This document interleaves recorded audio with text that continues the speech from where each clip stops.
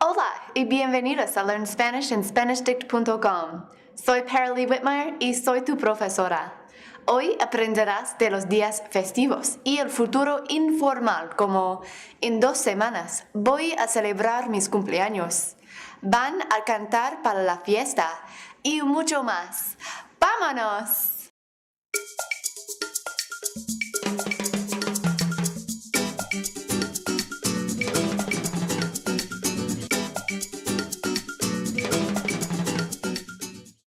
So, you already know how to talk about what you do on a regular basis and how to describe what a person is doing at a certain moment. But one of the most common things that you will have to talk about when you go to a new country is what you are going to do, especially if holidays are involved. There are so many holidays that we share with Spanish-speaking countries, but there are also tons of other holidays too. Another perk of learning a new language is that you get to have more holidays to celebrate. So when you're in a new country, make sure you check out the calendar to see if there will be any holidays, or you can just talk to someone. Tell them what you are going to see, going to visit, going to eat, and who is going with you, when you are going to go, and they may just have a few suggestions. So many goings, and all in the informal future. The informal future is used mostly in conversational Spanish to express future actions without being so formal. It is formed by combining a conjugated form of the verb ir, which you should already know, the preposition a, and any infinitive you can think of. And if you can guess from all the questions earlier, it loosely translates to mean something is going to do something. Por ejemplo, para el Día de San Valentín, voy a comer en un restaurante con mi novio. On Valentine's Day, I am going to eat in a restaurant with my boyfriend. Voy a comer en un restaurante con mi novio. Can you find the informal future? It's 3 separate words. It always starts with the form of ir in the simple present, so that's voy. Then it is always followed by the preposition a, which is always followed by an infinitive, which in this case is comer. I am going to eat. Voy a comer. Super fácil, ¿no? Let's try a few more. Para el Día de Independencia, van a ir al parque. Espera un momento. Ir plus a plus ir? Isn't that a little strange? Don't you worry. The formula is a conjugated form of ir plus a plus any infinitive, and that includes ir. You say the same thing in English. They are going to go. All right, why don't you try a few while talking about your birthday? This time, you conjugate the form of ir to match the subject in parentheses to describe what the person or persons are going to do. I'll tell you what each sentence should sound like and what it means after a few seconds. Aquí tienes ir plus a plus celebrar mi cumpleaños mañana. If the subject is nosotros, how would you change ir to represent nosotros? Vamos a celebrar mi cumpleaños mañana. We are going to celebrate my birthday tomorrow. Siguiente.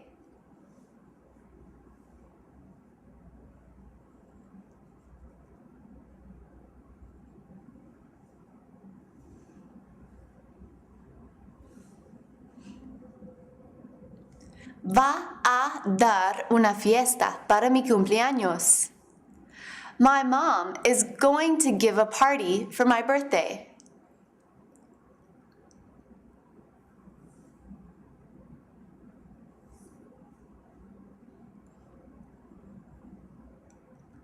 Vas a cantar una canción en la fiesta. You are going to sing a song at the party.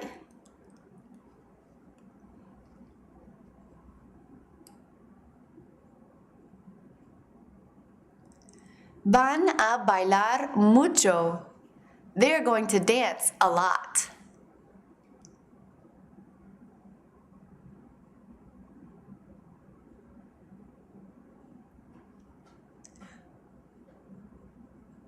Voy a recibir muchos regalos y tarjetas de cumpleaños.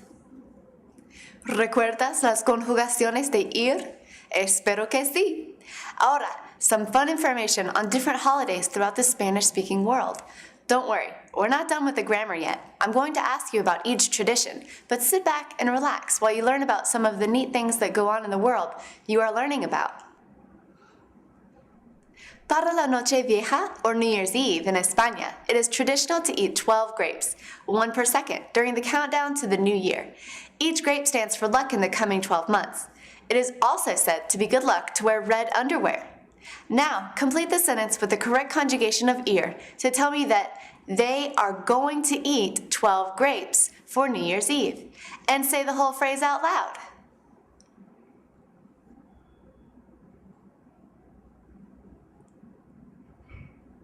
Van a comer 12 uvas para la Noche Vieja. Ahora, la Noche Buena, or Christmas Eve. Many Spanish-speaking countries are predominantly Catholic, and for this reason, many Spanish speakers go to a midnight mass or church service. Y para la Navidad, or Christmas, there is usually an exchange of gifts as well as lots of delicious traditional food and family time. What are many Spanish speakers going to do on Christmas Eve?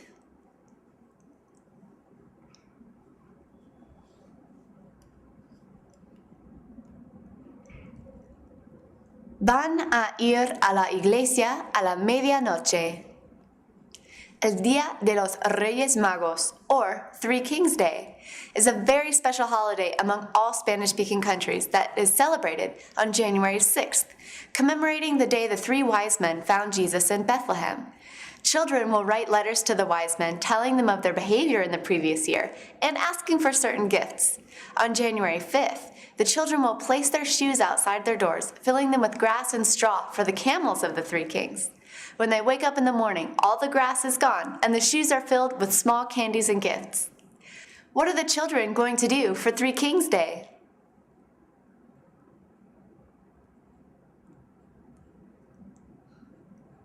Van a comer muchos caramelos para el Día de los Reyes Magos. El Día de los Muertos, or the Day of the Dead, may seem like a Spanish version of Halloween, but is actually very different. El Día de los Muertos is actually a two-day affair, November 1st for children who have passed away, and November 2nd for adults, and it is celebrated all over the world. In Mexico, families celebrate the memories of their family members who have died by cleaning up cemeteries, placing fresh marigold flowers, toys, poems, stories, and other trinkets on the graves. Blankets, pillows, and food and drink are set out for the spirits of the dead to help them on their long journey to the afterlife. What are you going to do on the Day of the Dead?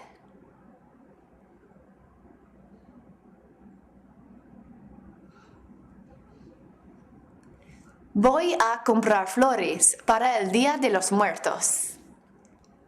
Un festivo muy popular es el Carnaval.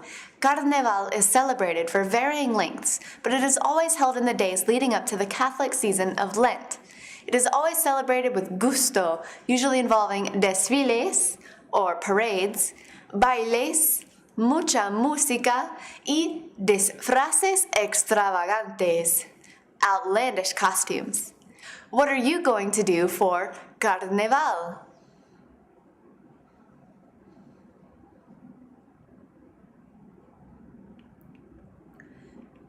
Voy a bailar la samba en el desfile para el carnaval.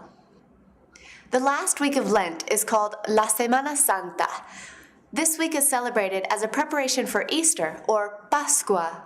It is celebrated differently in every country, but a lot of time is spent in Mass in the Catholic Church. Sevilla, in Spain, is very well known for its elaborate street processions, where people would dress up in robes and carry a platform with lifelike wooden sculptures molded into scenes from Jesus' life. What is she going to do during La Semana Santa?